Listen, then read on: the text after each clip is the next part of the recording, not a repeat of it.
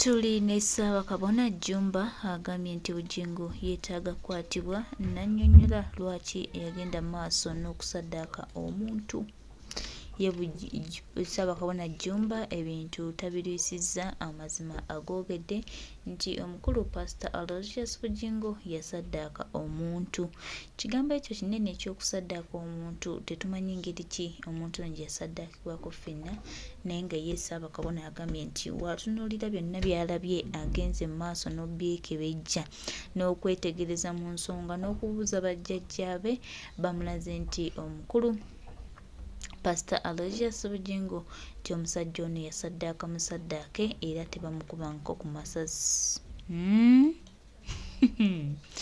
Ebyewuunyisa mu Uganda tebiggwaawo. Oba okyalowooza kino ate nga na kino kijja, bw'oba okyabala kino ate nga na kino kijja. Kale kwegamba bye baganda bange Ssaabakabona Jjumba ategeezezza nti Pastor Aloysius Bujingo yasaddaaka omuntu. Mbwera omusajja ono tannakubaawo ku masasi wabula Pastor Aloysius Bujingo yamusaddaaka ne bateekawo embeera gye bayinza okukolamu basobole okumubika. Kubanga abantu baali bajja mubuuza nti omuntu ono aliwa bannange. Ebyewuunyisa mu Uganda tebiggwaayo. Oba okyalowooza kino oba okyatunuulidde kino ng'ate baleetawo kino. Kale confusions ez'amaanyi zigenda mu maaso n'okwapeninga naye nga ye Ssaabakabona Jjumba bw'atyo bw'ategeezezza nti Pastor Aloysius Bujingo tebamukubanko ku masasi wabula yasaddaaka omwana w'abandi. Bigambo bya Ssaabakabona Jjumba nange si bigambo byange. Kaakati ffenna tusabe tumanye ekituufu naye nga ye agambye abyogedde nga tatiddeemu era nga tewali amukase kubanga yeekebezza buli kimu ensonga yabuuzizza ku bajjajjaabe. Kaakati munnange naffe tetumanyi kituufu kye ki naye nga tuzongera okusabira omwoyo gwa mukwano gwaffe Richard Omukama agw'ekyumulo eky'emirembe amusaasire byonna ebyamusobako ate era amulungamye bulungi nnyo nnyini ddala. Mbeera bw'etyo bw'eri Ssaabakabona Jjumba ebigambo wabyogedde.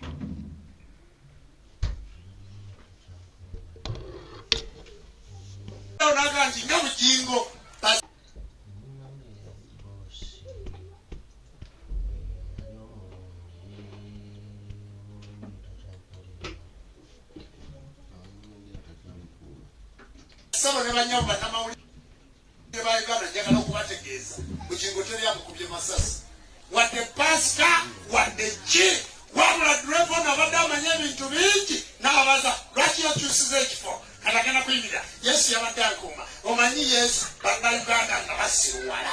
N'ekisinga obukulu siyina muntu yenna bwe nsonga mu lumu nti ayinza okuba nga yali emabega w'okukubwa kwange amasasi. Twawo twavaawo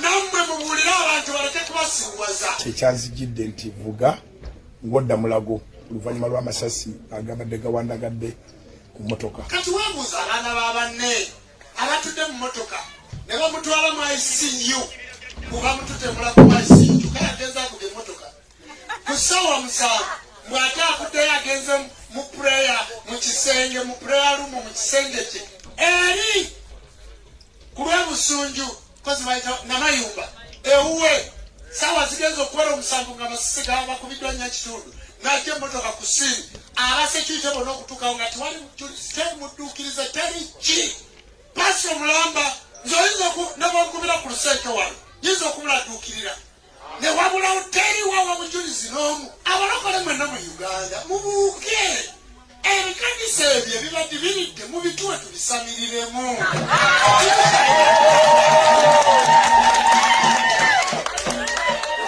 Kubanga mufuuse mukoze ebikolobero ne mufuuka abakolobezi kakati biweddeyo gw'onoovayo buli lunaku. Kakati Bujingo bakuba amasasi olinaki wani nze basaba n'abanyabo teri asobola kunkuba amasasi. Mukitegedde nasaba mala alazeewa nze nja kwefiira olumbe ndwale oba toga na mugerekera nze okufa kwange ndikulangirira nti kati ngenda era bakabona mwenna mulijja ne munsabira nja babuulira nti sisusa Ssaabakabona. Nalolese bwaki nze okufa kwange nja kulangirira nze teri asobola kumpa butwa, teri kino kyogerera mu kamera, teri asobola kunjoola ttaka, nze teri asobola kundoka. Bw'obanga oyagala okundoka tandika kale. Bassebo ne banyabo bannamawulire ba Uganda njagala okubategeeza Bujingo teri amukubye masasi wadde pasika wadde ki, wabula Drevon abadde amanya ebintu bingi n'abaza lwaki yakyusiza ekifo kati agenda kuyimira Yesu yabadde akuuma. Omanyi Yesu bannayuganda nga basiruwala. N'ekisinga obukulu siyina muntu yenna gwe nsonga mu lunwe nti ayinza okuba nga yali emabega w'okukubwa kwange amasasi. Twawo twavaawo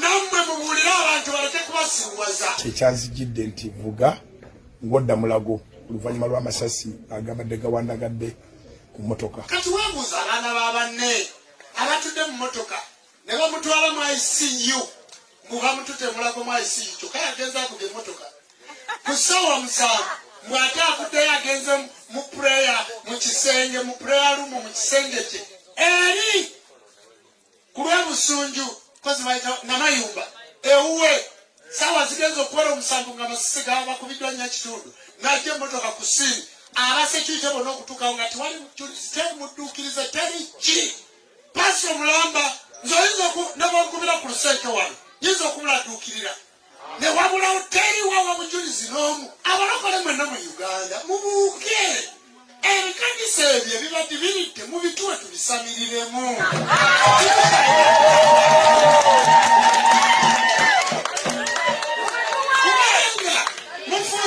Mukoze ebikolobero ne mufuuka abakolobezi kakati biweddeyo gwonovayo buli lunaku. Kakati Bujingo bakuba amasasi olinaki wali nze bassebo ne banyabo teri asobola kunkuba amasasi. Mukitegedde nesewamala alazeewa nze nja kwefiira olumbe ndwale oba tonda na mugerekera nze okufa kwange ndikulangirira nti kati ngenda era bakabona mwenna mulijja ne munsabira nja babuulira nti sisusa Ssaabakabona. Nalolese bwaki nze okufa kwange nja kulangirira nze teri asobola kumpa butwa, teri kino kyogerera mu kamera, teri asobola kunjoola ttaka, nze teri asobola kundoka. Bw'obanga oyagala okundoka tandika kale.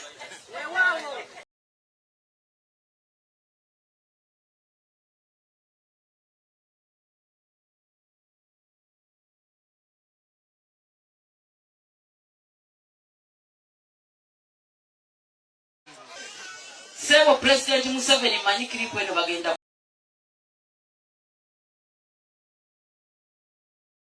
kugikuwa otidde abantu bangi ku liiso naye President ensi ekutunuulidde. Kino ekyatuuseewo ekiro kya leero ow'ekitiibwa ensi ekoze eki ekutunuulidde.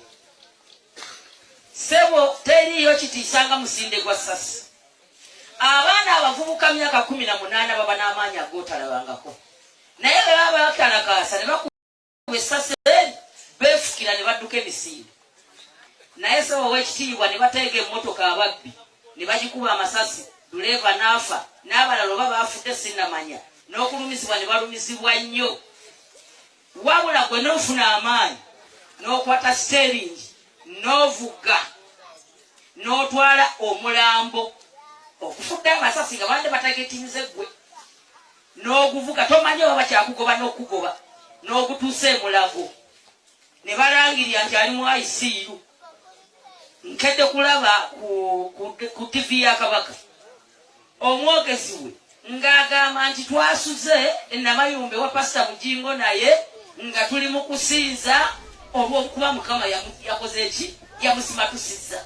Tutuuse ku makyanga tusaba era Mukama tukwebaza n'abantu be bonna mbalengedde abakola ku TV nga beebaza Mukama omusimatuse. President Museveni eggwanga likutunuulidde. Twagala osale amazima. Omusajja afudde. Abantu bangi bafiiriddwa badreva baabwe. Abaana baabwe tebasoma. Bakyala baabwe tebalina we basula, tebalina kyakulya. President tukutaddeko amaaso aga kasookedde nga tosala mazima. Abantu ne babba amabaati ne batava mu bifo byabwe ne basigalawo. Sebo owekitiibwa President, ebintu byonna tubikooye kuba wadde tetuli bakulembeze ba ggwanga naye tuli bannansi nga bwe mwazaalibwa mu ggwanga Uganda naffe we twazaalibwa. Nze sitya kufa, okuzaalibwa kumu n'okufa kumu. Abaana bange namala okubafunira we babeera we basula ne we bansita nga nzirayo e Kampala. Twagala kulaba Bujingo ng'akwesonyingibwa mu kamera.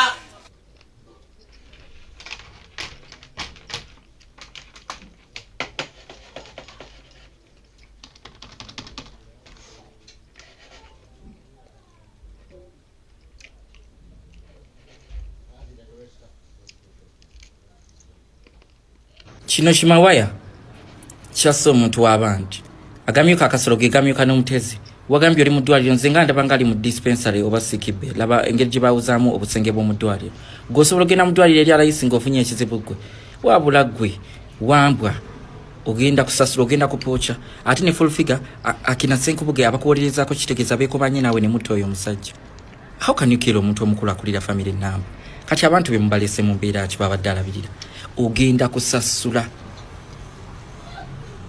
ndowooza ebisira ne webikulondola oluvannyuma lw'okwokya Bayibuli ogenda kutubuulira nti ate ndowooza n'ebyama ebyekwese mu kanisa eyo bingi nnyo tutandike n'okufata mu kanisa omukiraka mulimu ebitagenda bulungi mu maaso. Tonnazimba Kanani oyongeddeko omusango omulala gwakutta muntu mbusimanye bakubye essasi mu mugongo ng'essasi tekuli musaayi mbwera tebakutonza essasi likwokya tebasobola kuleka kiwundu nga kiri open kubanga oyinza ofuna tetanus ogenda tubuulira.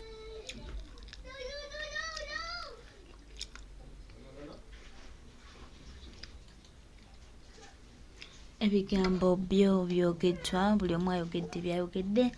Ndowooza Ssaabakabona ye naye mamuwulidde obubaka bwe abuyisizaawo ng'asaba gavumenti ekakkanye ebuuze Azudde Bujingo ebibuuzo asobole okuba nga abyanukula.